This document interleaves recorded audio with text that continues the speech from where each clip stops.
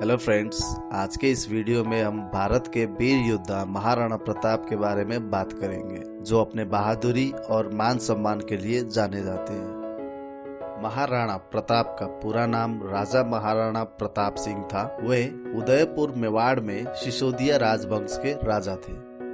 महाराणा प्रताप का जन्म कुंभलगढ़ दुर्ग में 9 मई 1540 में पिता राणा उदय सिंह और माता महारानी जयवंता बाई के घर में हुआ। उनके 3 भाई और 2 गोद ली हुई बहनें थीं। महाराणा का बचपन का नाम कीका था। महाराणा प्रताप बचपन से ही शूरवीर, निडर, स्वाभिमानी और स्वतंत्रता प्रिय थे।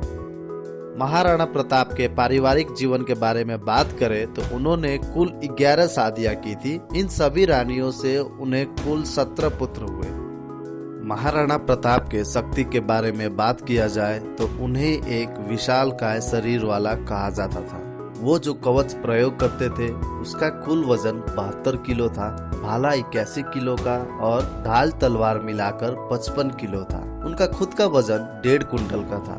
तो दोस्तों, अगर ये सब मिला दे तो आप खुद अंदाजा लगा सकते हैं कि 350 किलो का इंसान कितना शक्तिशाली होगा। आप खुद सोचिए कि ऐसा इंसान अगर युद्ध भूमि में उतर भी जाए तो कोई भी सामने आने का गलती नहीं करेगा। ऐसा काबिलियत होते हुए भी राजा उदय सिंह ने महाराणा को राजा ना बनाकर अपने तीसरी पत्नी से हुए बेटे जगमाल को राजा बनाया। लेकिन जनता के विरोध और राजपूत सरदारों के सुझाव के तहत बाद में महाराणा प्रताप को ही राजा बनाया गया। जब महाराणा प्रताप को सिंहासन पर बैठाया गया तब राजपूताना बेहद नाजुक दौर से गुजर रहा था। बादशाह अकबर के क्रूरता के आगे राजपूताने के कई राजाओं ने अपने सिर झुकाकर आत्मसमर्पण कर लिया था। कईयों ने तो अपने कुल की मर्यादा का सम्मान भुलाकर मुगलिया वंश से वैवाहिक संबंध भी स्थापित कर लिया था। इसी सिलसिले में 1573 में मुगल राजा अकबर द्वारा कुल 6 राजदूत भेजे गए महाराणा प्रताप के पास, ताकि महाराणा प्रताप आत्मसमर्पण कर ले और मेवाड़ को अकबर के अधीन में दे दे। मगर स्वतंत्रता प्रेमी महाराणा प्रताप द्वारा सब ठुकरा दिया गया। जब शांति संधि पर हस्ताक्षर करने के प्रयास विफल हो गए तो अकबर ने अपनी शक्तिशाली मुगल सेना के साथ युद्ध लड़ने का मन बना लिया और इसी के तहत हल्दी घाटी का युद्ध हुआ था। यह युद्ध भारत के इतिहास का एक मुख्य पन्ना है। हल्दी घाटी का युद्ध 30 मई 1576 को लगभग 4 घंटे के लिए हुआ, जिसमें मेवाड़ और मुगलों के बीच घमासान युद्ध हुआ था। इस युद्ध में महाराणा प्रताप की सेना का नेतृत्व झाला सरदार मान सिंह और एकमात्र मुस्लिम सरदार हाकिम खान ने किया था। आपको बता दो कि इस युद्ध में कुल 20,000 महाराणा प्रताप के राजपूतों का सामना अकबर के विशाल 80,000 मुगल सेना के साथ हुआ था। कम संख्या होते हुए भी राजपूतों की सेना मुगलों की सेना पर एकदम टूट चुके थे। मुगलों की संख्या लाखों की थी, लेकिन इसका किसी को परवाह ही नहीं था, बल्कि राजपूत सेना के आगे जो भी आ रहा था वो मारा जा रहा था। दूसरी तरफ महाराणा प्रताप भी अपने प्रिय घोड़े चेतक के साथ युद्ध भूमि को चीरते चले गए और मुगलों सेना को मारते चले गए। आप खुद सोच सकते हैं कि 81 किलो का भाला जो आदमी चला रहा हो उसके हाथों में कितनी ताकत होगी।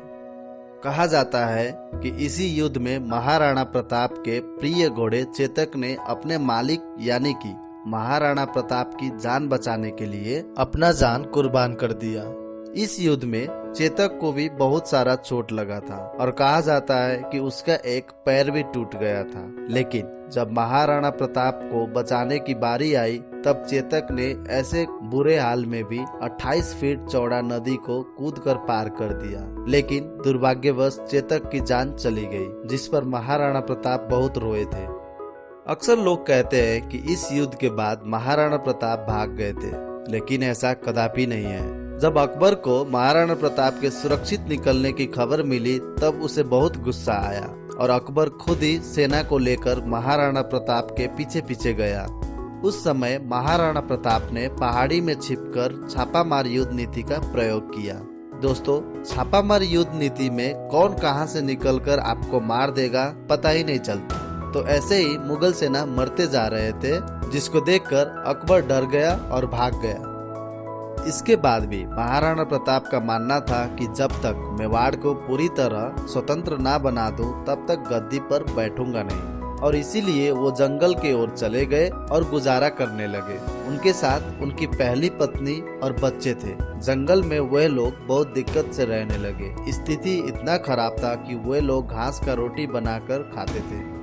ऐसे विषम स्थिति में महाराणा प्रताप को एक इंसान का साथ मिला, वो थे भामाशाह। भामाशाह महाराणा प्रताप के प्रिय मित्र थे और सलाहकार भी थे।